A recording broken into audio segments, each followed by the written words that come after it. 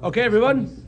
Class number 2, the first parsha of Chumash Devarim, of the book of Devarim. The lesson, Devarim, isn't it? yeah, the book of Devarim. And this week's lesson is very, very powerful and very important. It's going to talk about the Torah, its relevance towards today, and human beings' role in the Torah, and where we can go wrong, and what we can do right. It's very. I'm sorry, what? Yeah, exactly. All right, so one of the things like this, I was reading an article that these days Hollywood can't come up with any new ideas. They can't come up with any new ideas. New ideas. All they're doing is new ideas since D.W. Griffith. All they're doing is remakes. Or they take, or sometimes they take an idea from a book, and they totally ruin the book. You think, oh, the book is always better. It's always better than the movie. You better remember one thing: a book is this thick. Right. The script is only this thick, Right. and the amount of stuff that's from the actual book that's in the actual film is roughly 10 to 12%. It's very hard to do. So the question is, how if you want to adapt a story, let's say a story has a good message, and you want to adapt it or redo it, but adapt it to modern times. How do you adapt a story? You get Leonardo DiCaprio and You he does the can't modern now, times. they're all on strike. We're on strike. Brad Pitt. Right. You don't want You Robert can't. De Niro though. He's They're too all old. they're all on strike, so you can't do anything. They're all on strike. So you Okay. better Okay. think By the about way, it. it was a rhetorical question. By the way. Sorry about that, Chief. So how do you adapt an idea without losing its flavor, without going of course. So this is a question that's not. I mean, although Jews control Hollywood, like those anti-Semites say, right, one of the things that we control. But in a serious way, this is a question that Jews really have to ask themselves. Torah was given on Mount Sinai 3,335 years ago, and one of the things that we preach is the Torah is relevant in every single age, every single society. The question is how. So certain things, for example, were very easy. So if Cain kills Hevel, right? Adam had a couple kids. Cain wasn't a good guy. Hevel was a good guy. Cain got jealous. He killed him. So throughout a lot of human history, people were killing each other over silly things. Oh, and definitely over jealousy. So that was a very relevant story. You can't kill a guy because you don't like him. But like now, the story of Cain and Hevel is still relevant today. Cain and Abel still. So the question is, if you go to a person today and you say, "Oh, by the way, you can't kill your brother because you're jealous of him." Okay. I mean, maybe I don't like my brother. I don't speak to him. This and that, but I wasn't going to kill him anyway. So the question. There's a lesson there that has to be interpreted and or applied today. The question is how. That's the challenge. The challenge is how do we apply these lessons that some of them seem archaic or nothing to do. Now you have to be very careful, because if you're not careful, you can go off the deep end. There are many people who started off thinking that they're doing Judaism. We're going to stick to Judaism, or Torah a favor, and they went totally off. For example, there was the Shabtai Tzvi. Shabtai Tzvi thought he was coming to improve Judaism, right? The Shabtai Tzvi, the fake Messiah. Or you had the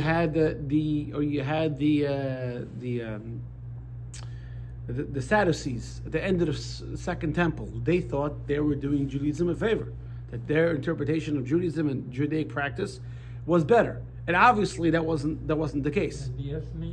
That's right. All these people, all these groups that thought that their interpretation of Judaism, again, and they weren't doing it sinister, malicious intent. They wanted to keep Judaism alive, and they felt that this is how they're going to adapt Judaism, or for example, Remake, for these days, right? I'm sure these days they make a lot of movies that they made, in the 50s and 60s, right? They have.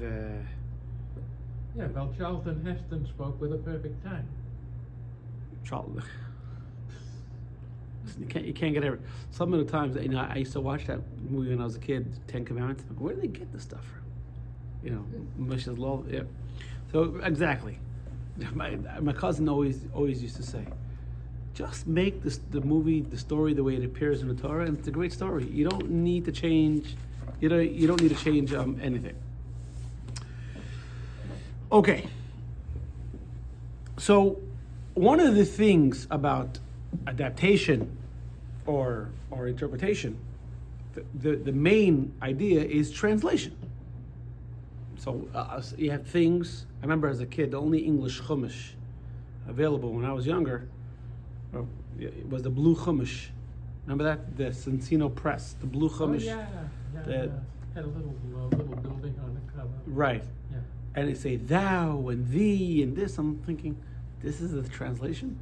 That's not a translation. Who speaks this way? Why even bother? They wanted it to appear old. Exactly. My mother would have that in case she came across some text she didn't understand. She just looked at the translation. That's not a translation. You just took a hard word and made it even harder. Well, you take a look at the Chabad translations, and they add 67 words to another. Because they're trying to give you context. That's why. It's a great. They say Rabbi Aryeh Kaplan was one of the best translators. So when you translate from another language, like for example, Yiddish has a lot of sayings. And you cannot translate them. You can't, certain things. Chutzpah does not translate Right. a word. You have Exactly, to give yeah. them a concept. So my father-in-law has this thing he always does. He translates the saying in Spanish, like to me or to Itcha. And we look at him like, huh? And Cyril's like, can you stop it? Because she understands. Because what happens when you translate into another language, you lose. Oh, yeah, absolutely. You Yeah, lose. but when You you lose. go from language to language to language, like that went from Hebrew to Greek to Latin, and then they try to bring English. it back to English again. Right. Yeah.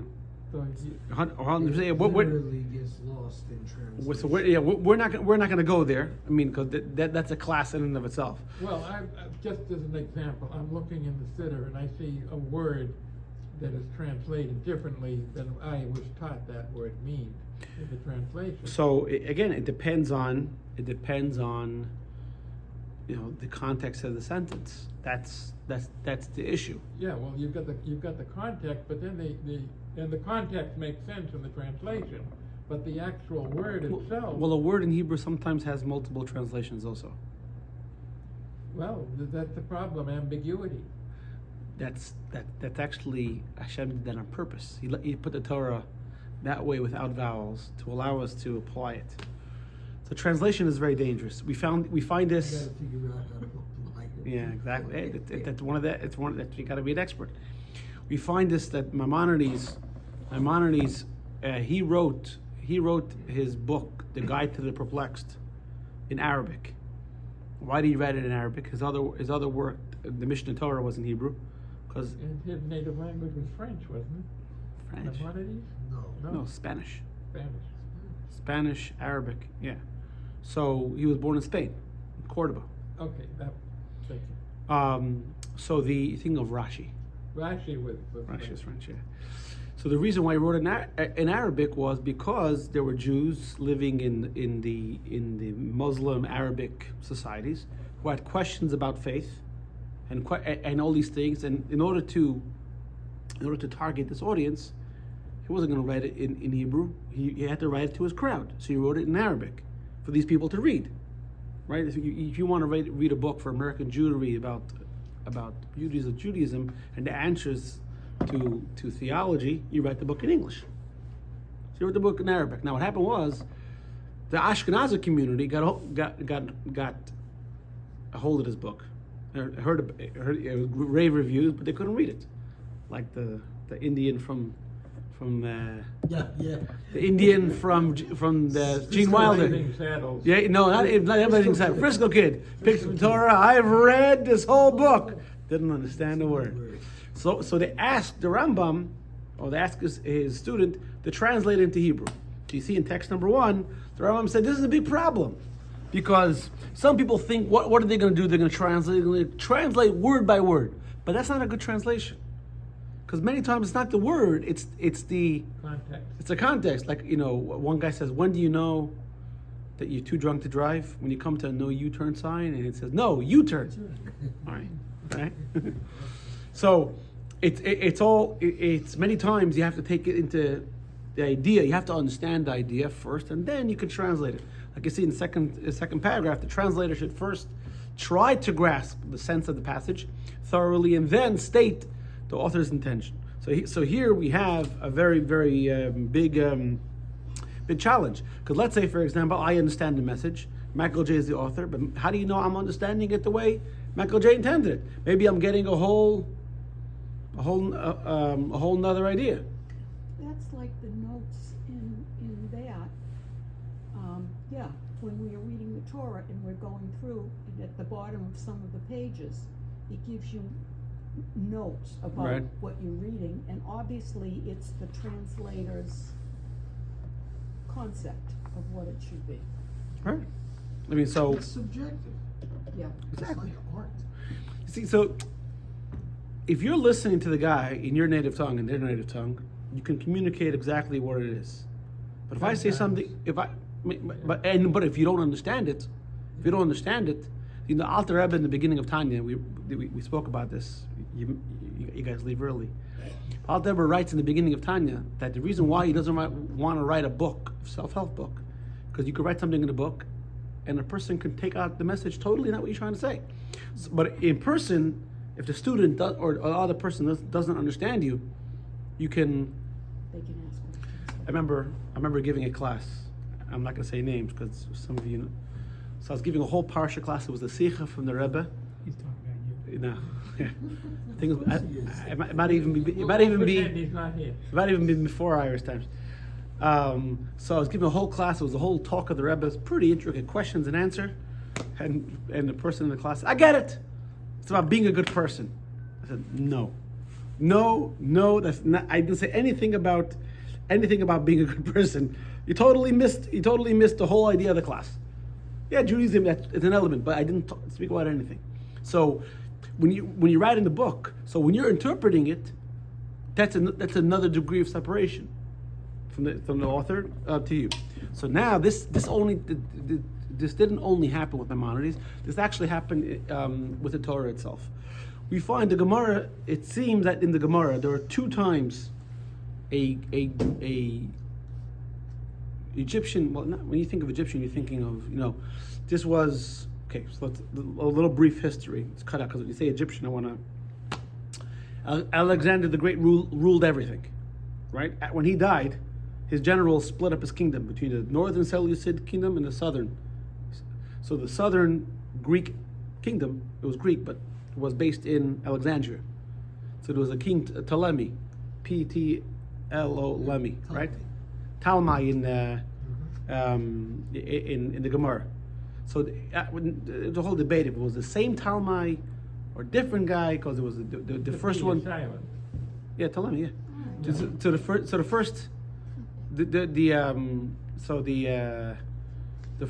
first one was the one that made the famed Library of Alexandria. So it seems what I'm about to say, the first or the second doesn't make a difference. But let's take the first one or the first time. Okay, he called 5 rabbis and he said, "I want you. I'm building a whole library. I want you to translate the Torah." This is text. Actually, no. I skipped. I want you to translate the Torah into Greek. Now, the good thing for the rabbis was that this wasn't the first time the Torah was translated. Who did the first translation of the Torah? Moshe Rabbeinu. Moses was the first one to translate the Torah into 70 languages. 70. Look at text 2a and 2b, page 22 and page 22. In the beginning of this week's parsha, it says, on the side of the Jordan, in the land of Moab, Moses commenced Now, this is the problem. They're translating the word be'er, commenced, explaining the law. I guess it's a Hoyel. He commenced to explain. What did he do for the 40 years? The Jewish people were in the dark. He didn't explain it for 40 years. Obviously. So Rashi asks that question. You see, in text 2b, Rashi says that he explained it in all 70 languages. Now, why would he do that? All the Jews spoke Hebrew. There are a few answers given to this question. We'll give the standard answer. That Moshe understood that the Jewish people are going to go into diaspora, into exile one day, and they would have to take the Torah with them. So he planted the seed of taking the Torah, adapting it into different languages. So when the rabbis in text 3, that's why I jumped ahead. And when the rabbis in text 3 were asked, the 5 rabbis were asked to translate the Torah, they already had precedent to translate the Torah based on Moshe. But look at text 3 very carefully. If Moshe did such a good job of translating the Torah, look at text 3. It says that the day that they translated Torah was as ominous for Israel as the day the golden calf was translated. And these guys, the golden calf was made. And these 5 rabbis were great men. In fact, they did such a good job. The Greek was so authoritative and so perfect that according to halacha, you see in text number 4, the Greek translation has sanctity. I mean, if you write the Torah in English, the Torah doesn't have, you can't use it on Shabbos, obviously, even back then, right? But the Torah doesn't really have sanctity. What has sanctity? It's the Hebrew words that really have sanctity. But if you look at text number 4, the Gemara Megillah says, Reb Shimon ben Gamliel Eimer, he said the only language appropriate for a Torah scroll other than Hebrew is Greek. Now, Maimonides writes that the Greek they have, this is already 800 years ago, the Greek they have now, and then, no, it's not the same, so this doesn't apply.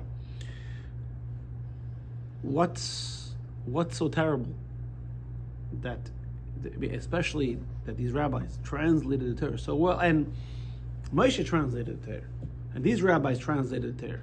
So why is it so bad, the golden calf? So like most classes, we're going to have to go away and come back.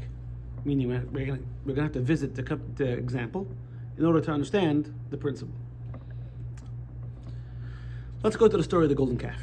Thinking, Rabbi, come on, we're in the book of Devarim, Deuteronomy. That's all the way back in Exodus. We're not going to see it until February. That's a long time. It's a long time away. But so we got to keep you on your toes. We got to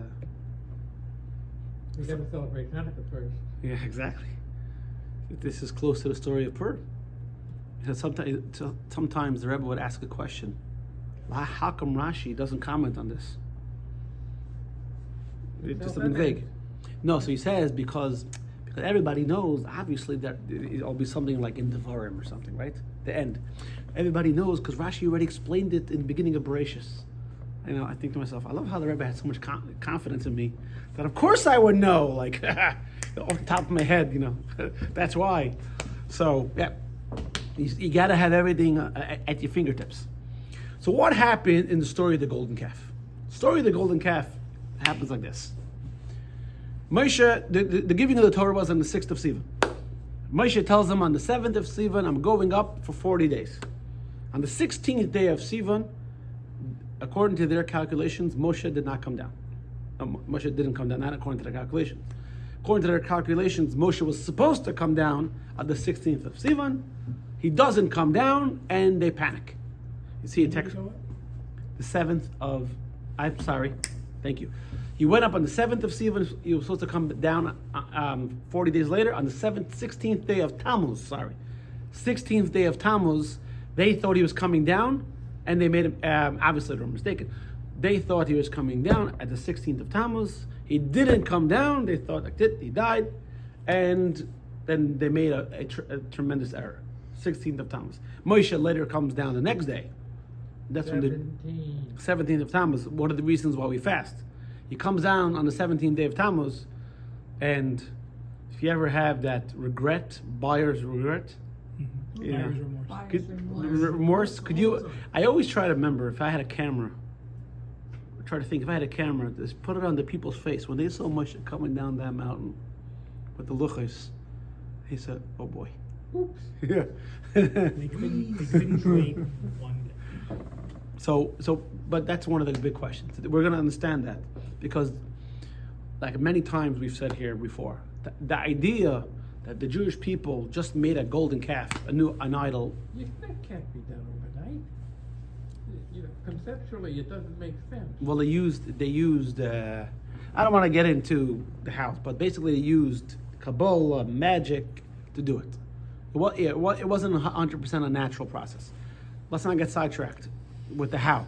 But the idea is they made a golden calf. Aaron threw in the And- gold, the calf came in. So again. What did the bull have to do with it? So one second. We'll get to it in a second. So let's. So the question is how. So if you see text number 5a, it talks about exactly why they made the calf. That Moshe was late. In text 5b, they said this is our God. So the big question that all the commentaries deal with is how could it be? How can the Jewish people 40 days after God says no idols? And by the way, at the end of the Parshat Mishpatim, it talks about what the Jewish people saw. It says they saw clarity. What does it mean they saw clarity? There's nothing else. They saw there's no other divine power. God, so to speak, opened up the heavens. Very mystical part, all the way at the end of the portion of Mishpatim. Talks about it's the fifth and sixth day of Sivan when God gave the Torah. So how could they? And they made a golden calf. Make something else. The mistake doesn't make sense. You know, smart people make smart mistakes. Stupid people make stupid mistakes. But how could you go from here all the way to here? The answer doesn't. So the answer, the Ramban. A lot of people ask this question. Today we're going to study Nachmanides, the Ramban. Nachmanides says like this. This is very powerful, good stuff. 6. In text 6, he says the answer is in the beginning of in the first text. He says like this. They never thought for a moment that there was another God. They knew that God was God, but Moshe was the one leading them. Moshe was the one communicating between them. You had a question. We had this a few weeks ago. You have a question, Moshe says, let me go ask the boss. What they needed was a new leader, a new intermediary, someone to speak to God. So now the question is, why a calf? Why an animal? Why not make an idol of a man? Why not Aaron? He was already there. But Aaron wasn't Moshe. I agree, but he a was golden close calf blood isn't Moshe relative. either. See, you're asking a good question. And for this, it's a whole another area of Chassidus. Of what does it mean to be a leader? Aaron was a great man, but he wasn't the Nasi, the leader. Yeah. So if you see, this is what rather they worded. I think this gets cut off. I went too far.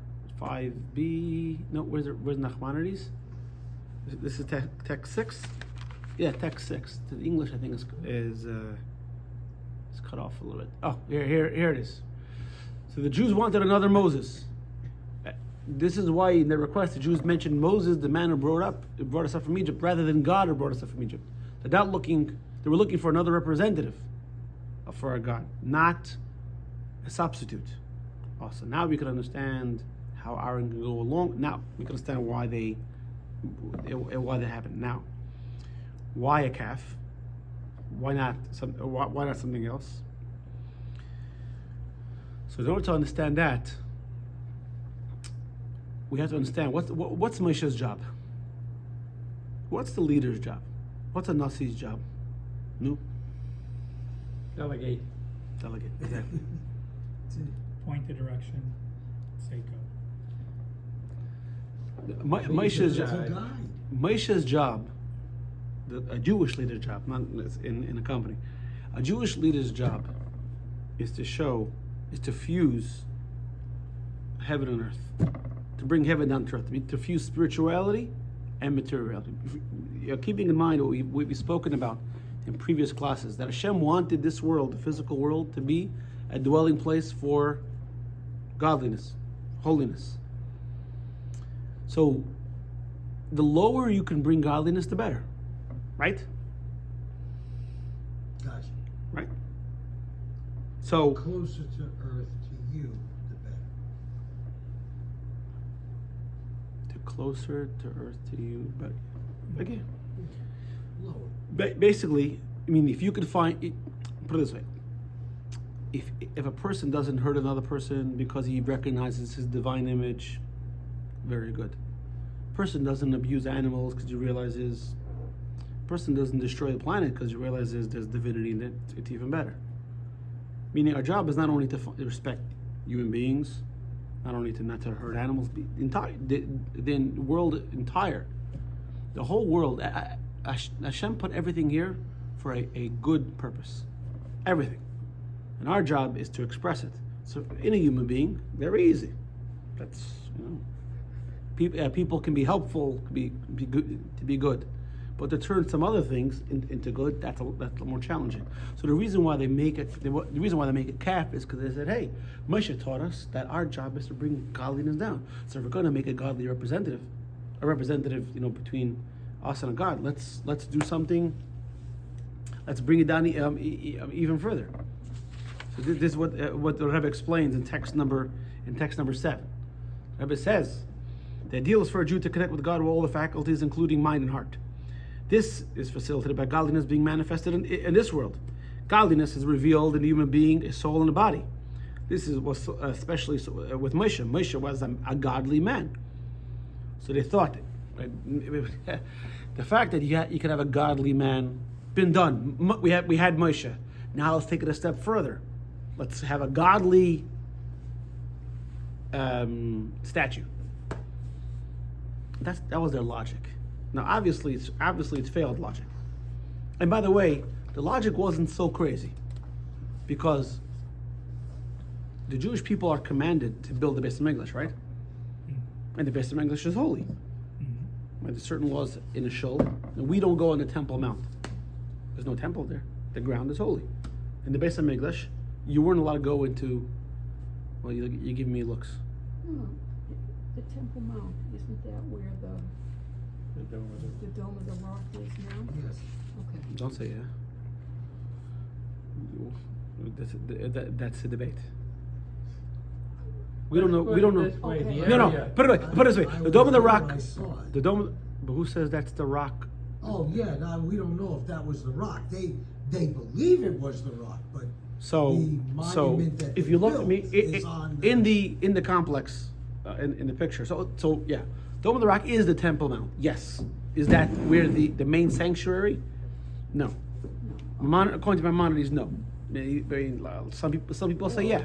They say that rock was the rock that the sacrifice was supposed to have been taken care of. Yeah, I know what they say. And they say that Muhammad's force kicked a chunk out of it and left a hoof print in it when he went off to heaven. I don't. There's all sorts of stories about that rock. Yeah, but in our tradition, there's the foundation stone where Evan Ashasiya, where the Ark of the Covenant rested on that rock. In the That first same temple. rock? So I'm telling you, Maimonides says no. No. Maimonides says no. Some people say yeah. Some people, when you go to Jerusalem now, you go to the tunnel tours. You can pray right opposite the Golden Dome. All right. According, Again. What was the word I was looking for? Moving Go right ahead, along. it'll come back All to right. me. So you It's an see, old person. so you see text 8a, text 8b, text 8c. All of these texts prove that the idea of having material objects that are holy is not beyond Judaism. We have a Torah scroll that's holy.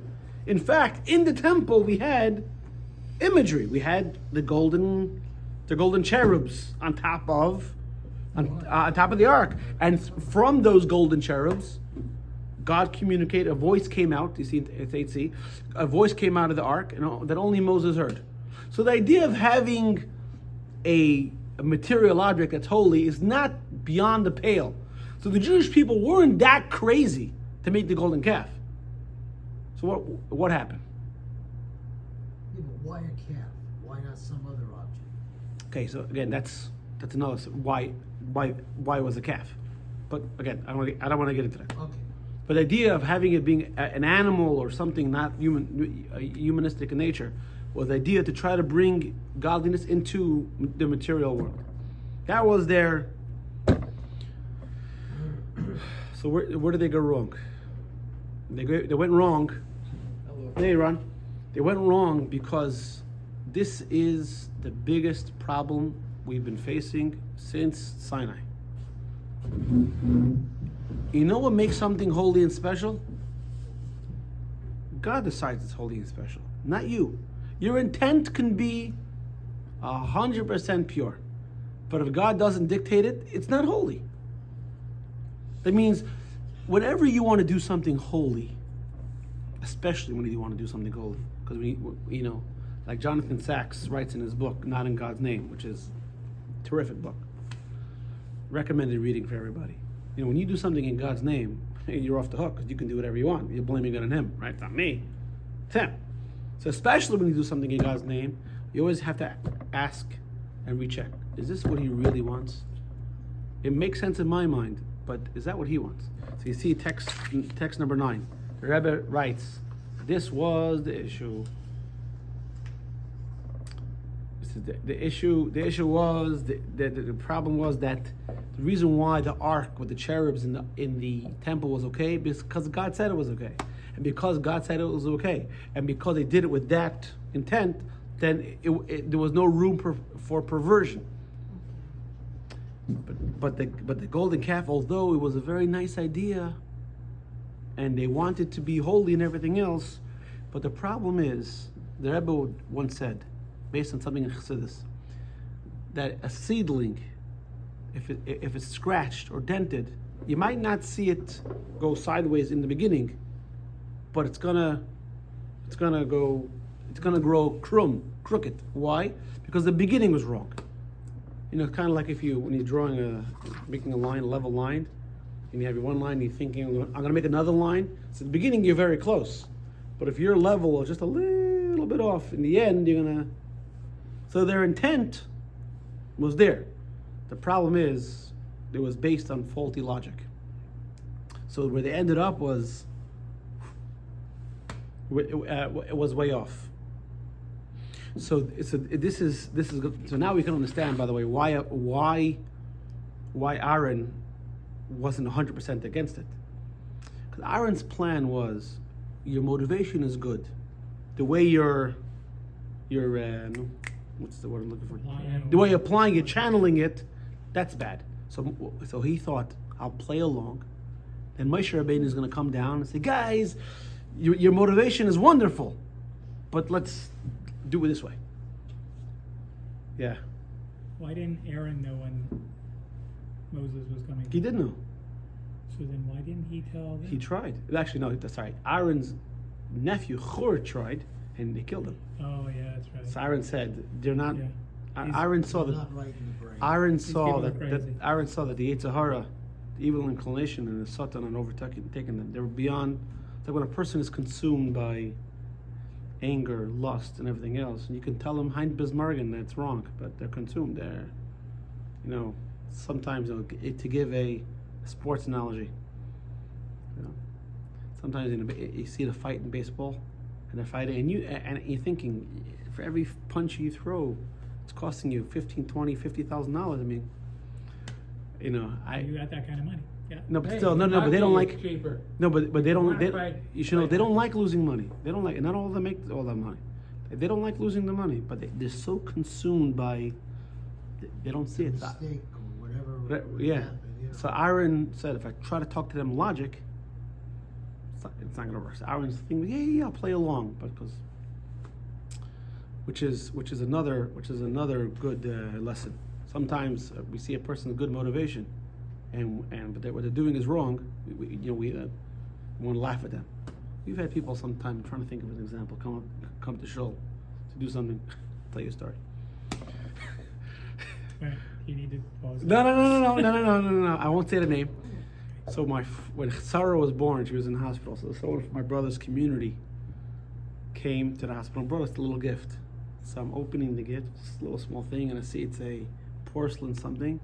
It said Joseph on it. So I said, what are you, an idiot? You bring me a Christian thing for my kid? Oh, I thought Joseph is biblical. It was very sweet, and the guy didn't know, but he thought, what do you bring a rabbi? You bring him something biblical. So he went to the gift shop and he said something Joseph. And Bring him a pickle. Yeah, At least it's kosher. so now, yeah, exactly. Yeah, that kosher sour pickles. One second, I'm getting hungry. Gotta go, guys. Half sour. Yeah, so now let's get back into the original story. Why the rabbis were so afraid to translate the Torah? Because when you're doing something, you always have to ask yourself: Am I doing it for the right reasons? Am I meeting the standard? The rabbi said maybe we're gonna translate the Torah, and it'll be used for bad. And we find that it did happen. Not this translation, but the second translation. The second translation, which, by the way, the famous Septuagint. Familiar with the Septuagint? Yeah. Talmai the second tried to prove the fallacy of Torah, because Jewish people walk around with the chip on their shoulder, and we're true and everyone else is false. We have the Torah. So he said, so what do you do? He had an idea. He pulled 70 rabbis to his palace, or whatever it is. He put them in 70 separate rooms and said, I want you to translate the Torah. And all 70 made it into Greek.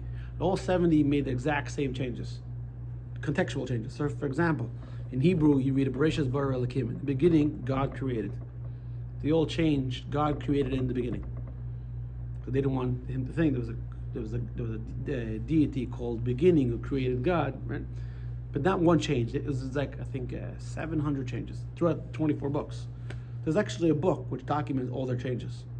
But what happened?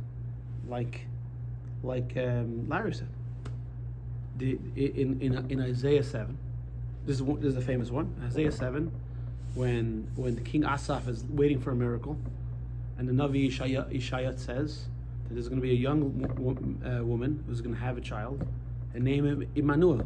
So now they translate that Hebrew word Alma, which in Hebrew the word for young lady is Alma. The word for virgin is Basula. Those words are not interchangeable, just like in English, not interchangeable. But in ancient Greek, the word for young maiden and virgin are interchangeable.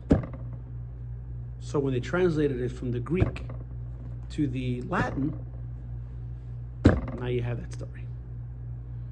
So the rabbis were very, very hesitant. It was so the reason why the Gemara says it was as grim as the day of the golden calf, because that day also started with lofty intentions and they were doing the right thing. Look at how it ended up. The rabbis were asking themselves, is my project going to be the same? Look at text number 10. The rabbi says, unlike the creation of the golden calf, the translation of the Torah into Greek did not have negative results. Wow. Here we go. Regarding the golden calf, Aaron announced tomorrow shall be a festival. Should the golden calf have been utilized properly, it could have been a tremendous celebration. Here you have these people fired up about godliness. So imagine Moshe would have came and caught them before they served the golden calf. It would have been an unbelievable, right?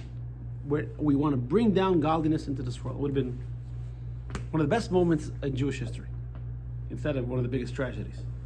When the elders translated the Torah for Ptolemy, they indeed successfully actualized the opportunity's potential.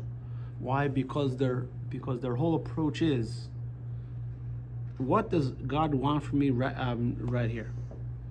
So remember the question was, how do we apply the Torah in modern day times? If you remember, I told you the story once, not too long ago, about Rabbeinu Tam. Rabbeinu Tam was Rashi's grandson, and he was a very, very strict, stringent, and hardliner rabbi. He didn't stand for garbage, and when he thought somebody was wrong, he came out guns blazing.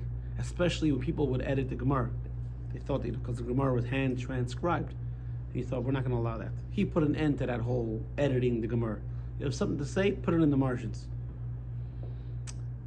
But he said some very, very strong things about other rabbis, and great rabbis, even his grandfather, Rashi.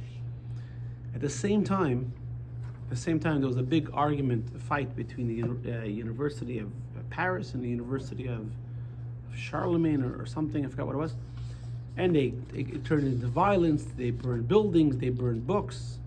So Rabbeinu Tam issued a letter. And he said, yeah, we sometimes say very strong things about each other, but it never ends up in violence or destruction of property. Why? Because our focus is getting it right. What does Hashem want from me at this point? There's no ego here. It's all about where am I supposed to be? So remember the question was, how do we make sure that Torah is relevant and interpreted correctly? You always have to ask yourself, what's the motivation? Why am I doing it? Is it because I want to feel good? And secondly, you have to ask yourself, you have to go back and you have to ask someone, and usually someone who knows. That's why it says in Pirkei Avot, Aseh lecha rav, make for yourself a mentor, uknei lecha chaver, and have a friend. Because sometimes you have a friend, you have an idea, and you think it's the best idea. You go to your friend, your friend's like, no, you're an idiot. No, you're not doing that. Right? And so you go to your mentor says, listen, it's a great idea and I love your motivation, but let's try something else. Because sometimes we're blinded by our own passions and we think what we're doing is good. And it's not the case. And you see in the final text number 11 is a very nice article that when you think of New York, you drive around New York City, whenever you see an RV, they probably belong to Chabad. Who drives an RV around New York City? Chabad. Only Chabad. And what do we call them? Chabad, Lubavitch. It's Exactly. not Chabad. the other sect. And we call them minivans. we call them mitzvah tanks. We used to joke that the Israelis would call up these RV rentals. Says, "You have any tanks?" The guy, some redneck American says, "Sorry, man, we don't have tanks." Like we grew up. Chabad mitzvah mobile in Sfat. Yeah, they're all over the place. Yeah. I mean, I grew up. I didn't even know they were called Winnebagos or RVs. To me, the mobile homes were called mitzvah tanks. That's what they're called. Right? Everybody you knew used that. Yeah. I mean, exactly. So remember, the question was, how do you manage the tension between staying true to the original and giving it relevance? So the answer is, every day you have to set time to learn Torah. When you have time to learn Torah, it sets you straight. You start off in the morning with learning. You start off in the morning with the Shema, and you come outside, and then you could be a current proper Jew. Any questions? Yay, nay? Too many to list. All right, Michael J, you mind ending the video?